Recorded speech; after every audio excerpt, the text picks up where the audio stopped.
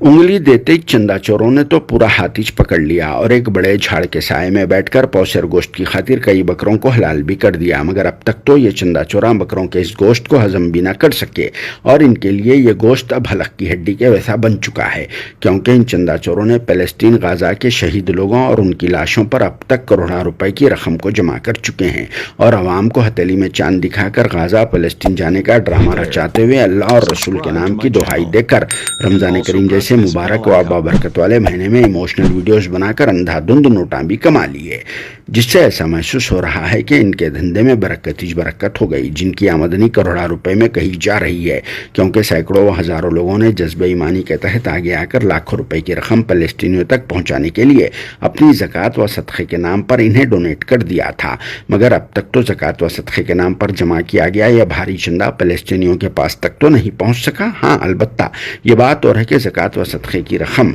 इन चंदा चोरों के घर वालों तक पहुंच चुकी है, जिससे ये लोग ऐशो आराम की जिंदगी गुजार रहे हैं। उधर बेचारे मासूम फलस्तीनियां भूख व प्यास से बिलबिला रहे हैं, तो इधर ये चंदा चोरा उनके नाम पर कमाए 100 करोड़ रुपए हराम की दौलत से मौज मस्ती कर रहे हैं और फिर ऊपर से अपने बाप दादा की दौलत समझकर रुआबदार बातें भी कर रहे हैं और डोनर्स की तरफ से सवालात पूछने पर हिसाब भी नहीं बता रहे हैं, क्योंकि इनके पास एक अंदाजे के मुताबिक अब तक करोड़ों रुपए रकम जमा हो चुकी है। इसीलिए ये चंदा चोरा हिसाब नहीं बता रहे हैं और फिर अब तक इन चंदा चोरों ने कई एक लोगों के पर्सनल अकाउंट्स में ज़कात व सदक़े की रकम को इकट्ठा कर चुके हैं और जैसे ही माहौल गर्म हो गया और फिर डोनर्स में शौर भी पैदा हो गया, तब ये चंदा चोरा मार्केट से गायब भी हो गए, जिनकी सरगर्मियों पर अब पुलिस के अहदेदारों की तरफ से खास नज़र रखी जा रही है, क्योंकि पहले से ही ये चंदा चोरा बहुत ही ज़्यादा बदनाम हो चुके हैं, जो अब तक कई बार जेल भी जा चुके हैं और कई बार इन पर पीडी एक्ट भी लगाया जा चुका है। मगर फिर भी इनकी गैरत नहीं जागी, जो एक लीडर की वजह से एंट्री लेकर इन सब कामों को अंजाम दे रहे हैं,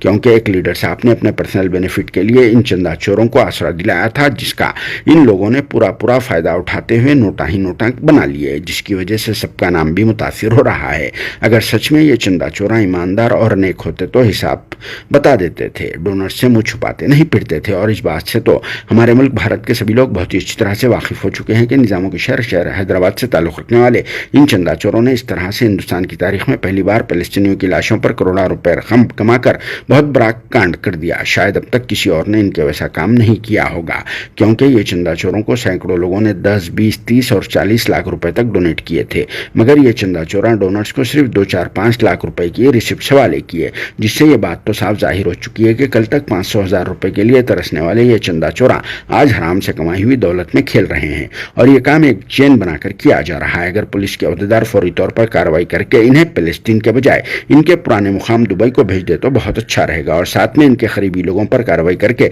तमाम बेनामी प्रॉपर्टीज को जब्त कर देना चाहिए। जिस पर आप सबका क्या कहना है कमेंट बॉक्स में जरूर जवाब देना। Bureau report, RS news, Hyderabad.